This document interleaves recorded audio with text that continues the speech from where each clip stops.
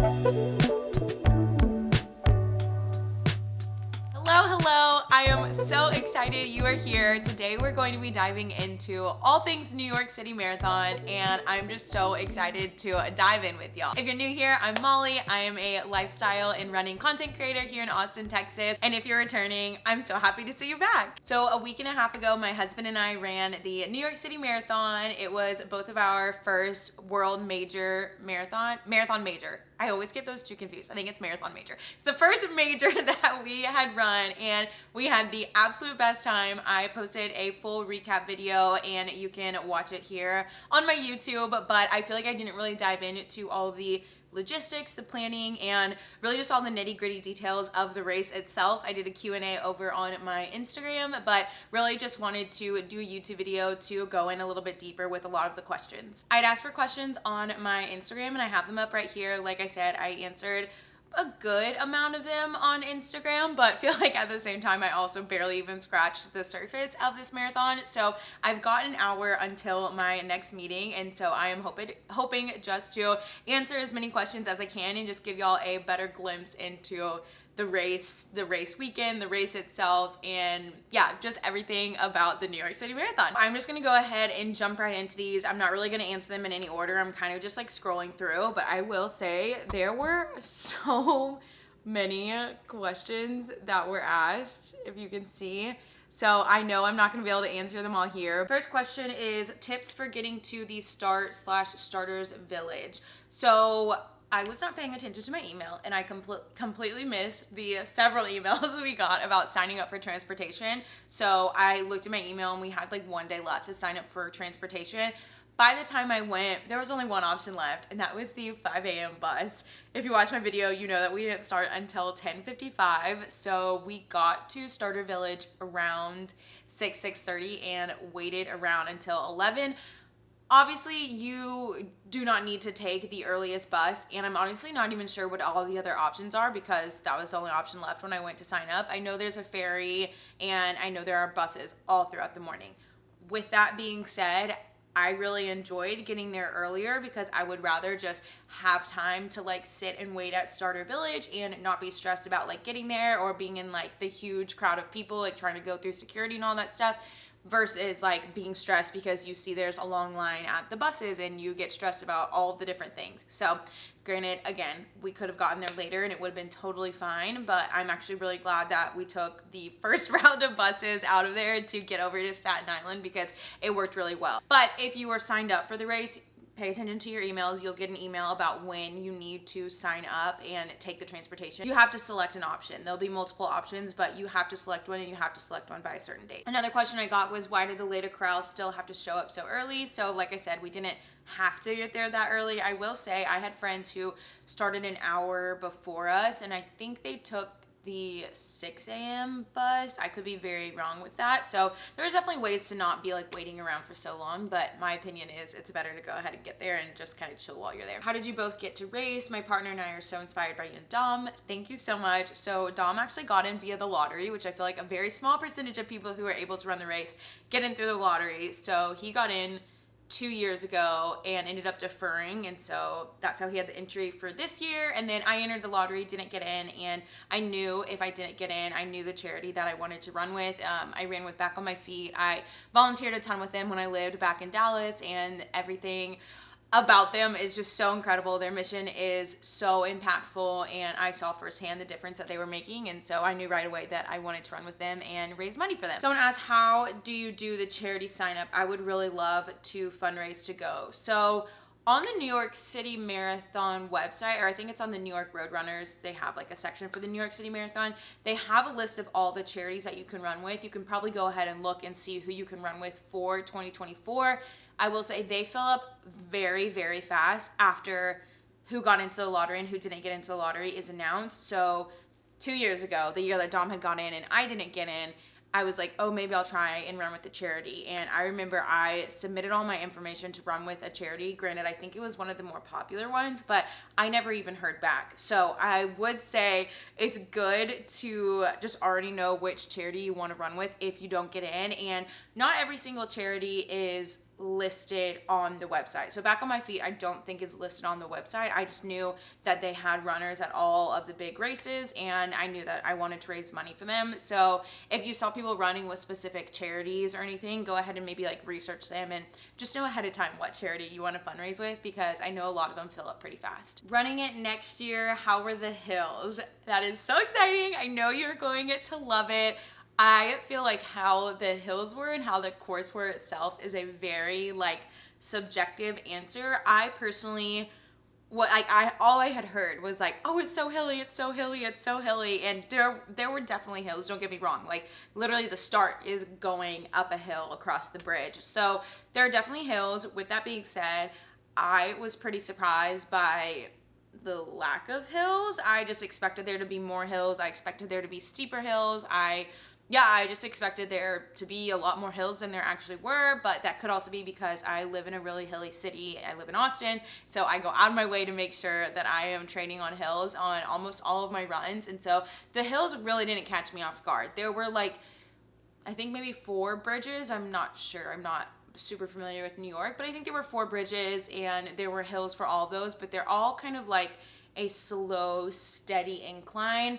Like the Austin Marathon, just in comparison, has several like fast and like steep hills. So they weren't as bad as I was expecting, but I mean, it's definitely a hilly course. I will also say, I think the elevation the elevation gain and whatnot, all that was like 1,000, which is definitely significant if you don't live in a hilly area. But compared to my ultras, which were all like 6,000, I just like, it didn't really catch me off guard, and I kind of like going on hills, especially when they're like slow and steady. So yeah, I wouldn't be too scared, but would definitely make sure you are training to make sure you can go up them and keep going with your pace. Any tips for a first timer next year? Yes, I have several.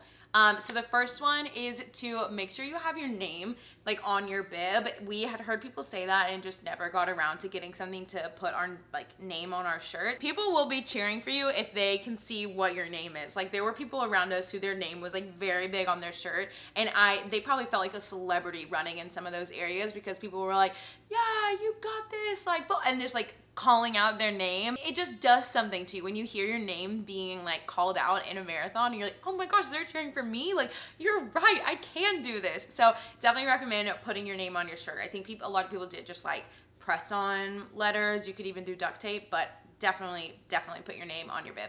Another piece of advice I have is to get a hotel close to Central Park. I'm sure they already have the route online, or you can find it online to figure out where exactly in Central Park it ends, but we were about 2 miles. Our hotel was like 2 miles away from Central Park. I think we finished at 4:30.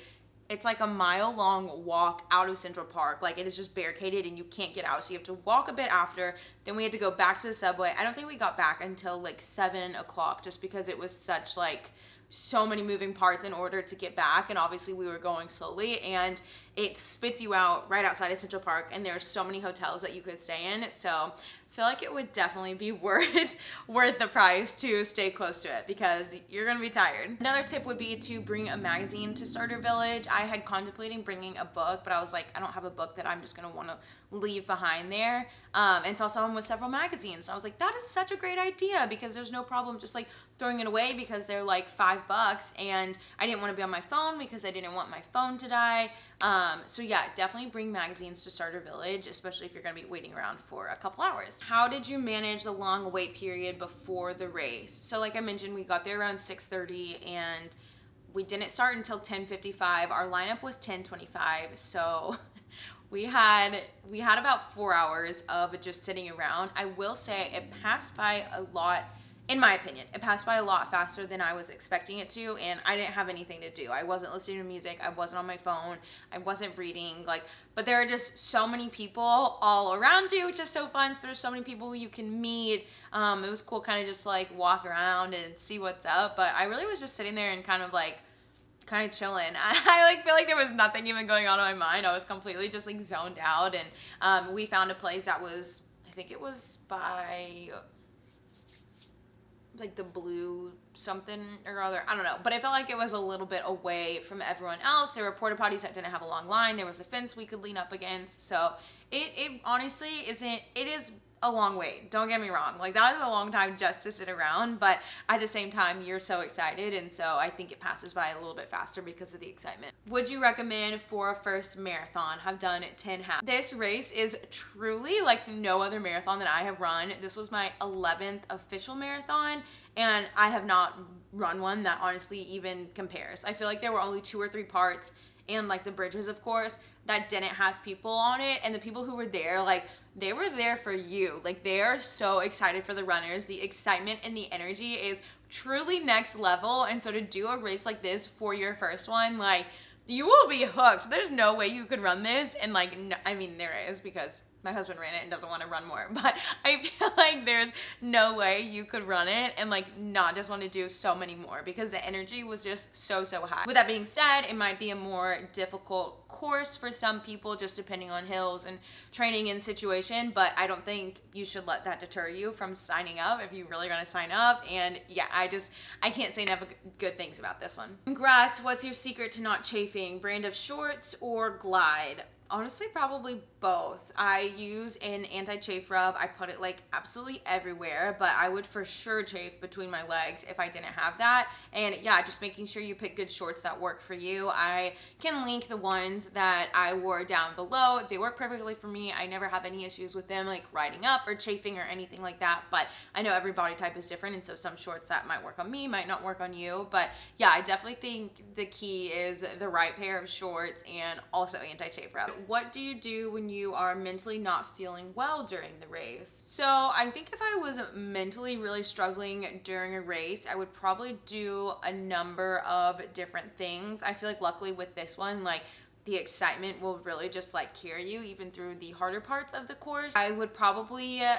first evaluate like what isn't going well and like why I'm struggling and having a good time. Is it because something is hurting and then that's just like leading me to spiral? Is it because I'm fixating on how many miles I have left to go? I think I would just identify what it is that's making me feel unwell. I feel like in reasons like this is why having a mantra is so important, and mantras can sound very cheesy. I'm very aware of that, but even just a simple statement of like one foot in front of the other, and like that's what you're repeating to yourself and that's what you're fixating on. If you were focusing on just that sentiment, I feel like you start to believe in yourself more and you're like, yeah, I can do one foot in front of the other. I think I would also kind of reevaluate what my goals were for the race and maybe how I can pivot. So I definitely recommend everyone have like A, B, and C goals for a race. So if the A goal was to get a PR, if the B goal was to not walk on any of the hills, and then the C goal is to have fun. If my A goal, if I'm trying to get a PR and I realize like that is just thrown out the window and I'm really not doing well, then I would be like, okay, give myself grace. The A goal is not going to happen today. How can I make it so that I still accomplish my B and C goals, or just my C goal or something like that, and really focus on shifting your mindset, shifting your attitude to what can you do to make sure those other goals are still accomplished, because no matter what goal you accomplish, then that is a win. And that is why having A, B, and C goals is so important. I feel like also just remaining really grateful during races is super helpful too. And that's not to say that when you're grateful, you can't like be struggling mentally, but during the New York City Marathon, the whole time I was like, I am just so grateful to be here. Like, this is not only a dream race for so many people, but there are so many people who can't run and want to be able to run. And the fact that I get to do it here in this city during this race at this time, such a beautiful day, like, I'm so grateful for this experience. And so I think just remaining grateful and focusing on that and just how powerful and amazing and cool it is that like your body will carry you 26.2 miles, that has definitely helped me too. I answered this one on my Instagram, but someone asked how chaotic was the whole experience getting to the start line, etc., etc. And genuinely, I never once felt any bit of like frazzled, chaotic energy the whole morning and the whole race itself, which it just felt like a well-oiled machine. Like, you could tell they have the logistics down. Like, even at 5 a.m., other people were already in line for the bus, but like they had so many volunteers who had the biggest smile on their faces at 5 a.m. It was incredible. It made me feel so good and just even more excited for the day. Like, getting on the buses, it was so organized. Once we got there, it was so clear on where we were supposed to go, and there were people we could have asked if we needed help. So nothing about my experience was chaotic at all, and I was pretty nervous going into it about like all the logistics and everything, and that kind of stuff can really like easily overwhelm me, and I felt great and like very confident the entire weekend. How did you manage nutrition? Getting queasy is my biggest fear, but I want to run 26.2. In terms of getting queasy, I think you really just have to figure out what works for you and what gels work for you, what breakfast works for you, what food and dinner the night before works for you. That is so individualized, and so definitely recommend you really like trying all that out during training runs, and don't be afraid to try like actual food. Among like road runners and marathon runners, the gels and the goos are by far the most popular like fuel that I hear people talk about, and then when you shift to ultras, people talk about eating real food. And so when I trained for my first ultra, I like finally gave like sandwiches and chips and other stuff a try during running, and I feel great eating that stuff. And so don't be afraid to try something that you maybe haven't seen other people trying for your fuel as well. And then in terms of just kind of like my nutrition strategy, I woke up pretty early. I woke up at 3:15, and at 4 o'clock I was not hungry and I did not want to eat, but I was like, okay, I know you're gonna need this later. So ate a bagel, peanut butter, honey banana back in the hotel, made another, packed it to eat at Starter Village, which might sound like a lot, but it worked well for me. So then I had that around like 8 a.m. I think, 8 or 8:30, I'm not really sure. And then I also brought a honey stinger waffle, and we made sure that we had water too. So it definitely takes a lot of thinking through your full like morning of eating so that you don't start like starving. What was your favorite and least favorite part? So my favorite for sure, and again, I don't know New York very well, but it was still in Brooklyn. I think it was like mile 8 or mile 9, and the street, it was such a pretty street, but the street was like a little more narrow, and there were trees like covering it all, and I'm not kidding, it was the coolest experience. Like the entire street was absolutely packed, and like everyone is watching you. It was kind of like a slight hill, but it was so cool just to be running up it, and like everyone is cheering you on. It was so cool. I feel like it doesn't like sound that cool when you describe it, but it truly was like an indescribable experience, like having everyone just like cheering you on and feeling so like empowered and motivated just to keep going. Definitely my favorite part. And my least favorite part, I honestly don't think I had one. A lot of people talk about the Queensboro Bridge, I believe, around like mile 15. I kind of enjoyed it. I liked it. Like I mentioned, like I definitely like don't have a problem with hills that much, and it's just like a really quiet part of the race, but it had such pretty views. I thought it was really cool. So I honestly don't know if I guess if I had to pick a least favorite, I would say all the waiting around like at the beginning, but even then it's like we kind of knew what we were getting into, so it's not anything like worth complaining about. Was it cold waiting together before you started? We definitely had like throwaway sweats on. We brought like gloves, sweatshirt, and sweatpants, and I think like an hour and a half before we started, we were like, okay, we do not need gloves anymore. Like it was not nearly as cold as I was expecting it to be, but definitely recommend, really almost no matter what the temperature is, if it's like 70 or below, would recommend wearing like a sweatshirt, for sure, at least a sweatshirt, just because it can be really cold just sitting around, and you don't want to waste your energy trying to keep your body warm. Someone asked what my favorite borough was. It was definitely Brooklyn. It was so much fun. Although I will say, I don't know what borough this is, but Central Park at the end was really cool too, because that area was also very, very full. I feel like the energy was maybe a little lower than what it was in Brooklyn, but it was still so cool, and it was like rolling hills, so that one was really fun too. Someone asked, did you find a magical, mystical porta potty with toilet paper at the start? Yeah, that should have been another tip. Definitely recommend you bring some toilet paper as well. We were in an area, I think I said this earlier, we were in an area that there weren't really long lines for the porta potties, so those were fine. Once we got to our corral, we were able to line up at like 10, 20, like 30 minutes before we started, and you're over there, and then they like let you in, and you just like wait in this like specific area before you then go up to the start line. And in that area there were more porta potties, which was amazing. I used them.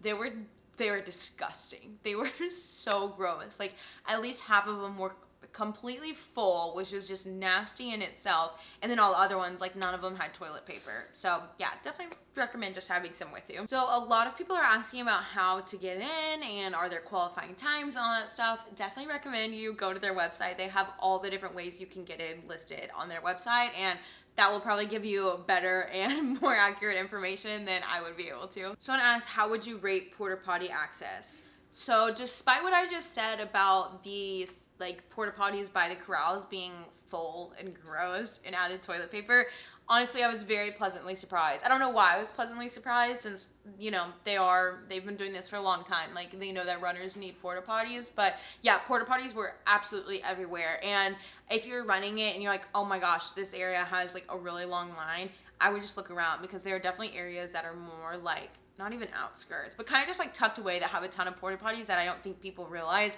We had someone who was volunteering when we were like starting to wait in a long line. She was like, oh, y'all should just go back there, like no one's in line over there. And that was where we ended up, just like laying low, and got to use the porta potty as many times as we wanted to. So definitely recommend kind of going to not the main ones if you need a porta potty. How did the race compare to others you've done? I always thought that the Austin Marathon would be my absolute favorite for forever. Like, running one in your own city is so special and so fun, and Austin has really good crowd support too.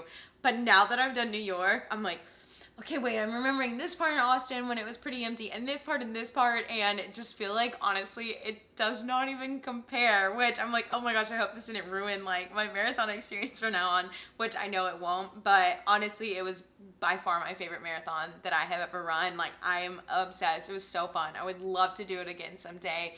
And yeah, it was just great. 10 out of 10. All in all, how did it feel? You looked so happy the whole time in your video. I was so happy. It was one of the best days of my life. Like, it was so much fun. I feel like I can't like say that enough. And my husband and I were running together, and I knew that, so last year he ran his first marathon in Dallas, and he beat me by like 7 or 8 minutes. I can't remember, 6 minutes. I'm not really sure. And we were like pushing it, and that was closer to 4 hours. And this time around, I knew my pace was a little bit faster than him, and we also knew it would probably be his last marathon, and so our goal was just to stay together, let him pick the pace. So I was going a little bit slower than I maybe would have if I'd been running it on my own, and so that's why I think I just like felt amazing the entire time, because I wasn't pushing the pace, and it was a pace that was fairly easy for me to keep up and maintain. So yeah, honestly, highly recommend just going, running a party pace, not caring about how fast or how slow you are going, and really going just to like take it all in. How do you pick your marathon shoes? So I feel like I had never heard of anyone doing this until social media and like running influencers, but I had never once heard of anyone doing like race day shoes. I think I've heard of that from like elites, but I didn't realize it was like a thing. So I just want to be very clear, you do not need a specific pair of shoes just for race day. You do not have to go out and buy a new pair of shoes just to wear on your race day. You can if you want. If you're trying to PR, maybe it's like different and you want the new shoes. If you've put in too many miles on your shoes, then I could get like during training, then I could totally understand going out to get a pair of race day shoes. Y'all know I am not out here trying to PR. I'm just out here trying to have a good time. So the thought of getting like race day specific shoes has honestly never crossed my mind. So with that being said, I just wore the shoes that I wore on the majority of my long runs, and it felt really good for me. So I wore the On Cloud Ultras. I'm pretty sure they're supposed to be trail running shoes. I don't think I would wear them on trails though, but loved them for all of my training, love them for road running, and yeah, think they're great. Was the long walk after the finish line as awful as I remember it being in 2015? 100%. Honestly, that was my least favorite part, was that we just had to keep walking, which it literally just looked like a death march. Like, everyone is walking so slowly, everyone's in these like bright orange like blanket things that they give you afterwards, and yeah, it's long. That's why I'm telling you, you're gonna want a hotel close to Central Park. Any gear you would have swapped out, anything clothing or chafe wise? Well, I was nervous about like chafing by my sports bra area, because that had been happening recently on a couple of my long runs, and it's something I never used to struggle with, so don't really know what's going on, but I chafed so badly, like under my like sports bra line. It hurt so badly getting in the shower, and I even like I put on anti-chafe rub. I put on like KT tape trying to like mark the areas where I thought I would chafe. did not work. Yeah, I chafed really badly. I still need to figure out what is going on because I feel like all of my sports bras are causing chafing and it's not pleasant. Why don't you run marathons with your vest? I've never run a marathon with my vest. If you follow me on Instagram or TikTok, you see me probably training in the vest itself. And yeah, I just rely on the water stations that courses have. Unless it's a trail race, you really don't need it because the water stations should be about every mile, and that's pretty much when I drink my water, when I'm like running by myself with the vest. So yeah, I've just never really felt a need for it. Did you ever hit a wall? No, I did not. Again, I think that's because I really was just like taking it nice and easy. So yeah, I've definitely hit a wall in marathons before, and I feel like I can usually count that back to not fueling the best. But yeah, nope, no wall. Literally like only good vibes during this race. Do you listen to anything while running? So we both had shocks, and honestly, I had heard a lot of people talk about it before, how like you really don't need music, and I 100% agree. If you were to ever run a marathon where you're not listening to music, this would be the one. I would keep my music paused anytime we were running through a borough with a lot of like cheering and stuff, and obviously that was majority of it, so I think I only in total ended up listening to about an hour of my music. Can you share a timeline of the day, please? Wake up time, transport, etc., etc. Thanks and congrats. Thank you so much. I feel like I've kind of talked about the timeline here and there, but quickly and short, I woke up at 3:15. You don't really need to wake up that early. I do like to give my stomach time to like, you know, work through any issues, but also wake up a few minutes earlier just to make sure I can record stuff and not feel rushed. Dom woke up at 4. We left our hotel at 4:45 to walk over to our buses to be there at 5. We ended up boarding the buses around 5:30. Our like time was designated to be 5. I can't remember if I said 5:30, but it was 5 a.m. buses. Got on at 5:30.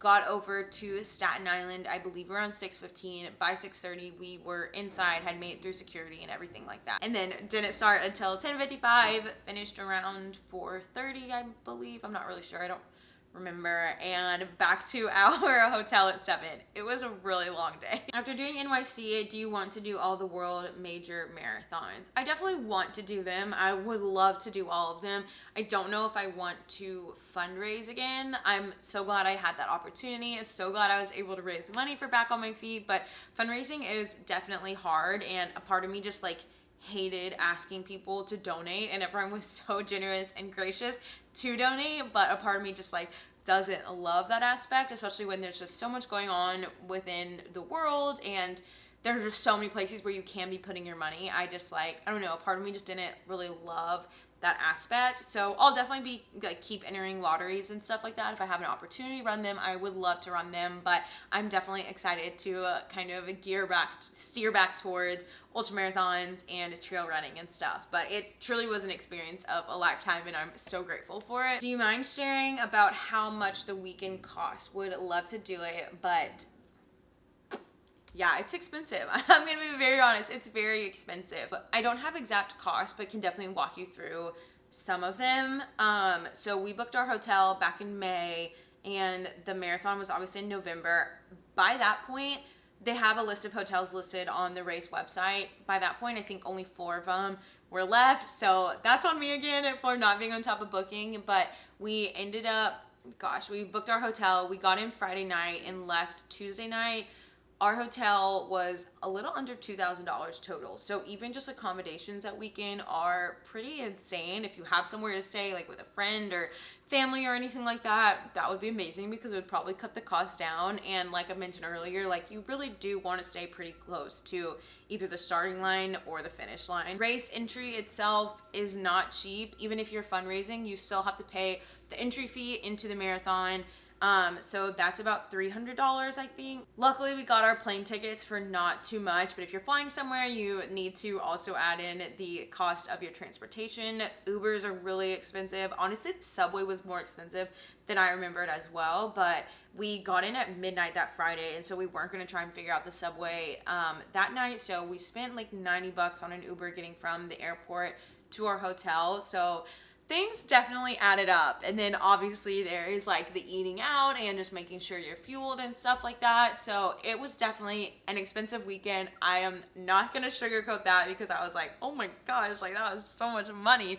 But definitely think it's worth like saving for if it's something you really want to do. But there are also much more affordable races if you were looking to do marathons and all that stuff. This is definitely not a cheap one. I'm going to cap this here. Hopefully that gave y'all more insight into the race itself and all of the moving parts and logistics of the weekend. If you are interested, I have another running Q&A that I will make sure to link below, and hopefully that'll give you some good advice if you are looking to start out running, you want to run a marathon and don't know where to start, all that stuff. I've definitely talked about a lot of that before in other videos, but thank you so much for watching. I'm so glad you're here. I really appreciate you being here, and love you guys, and see you next time.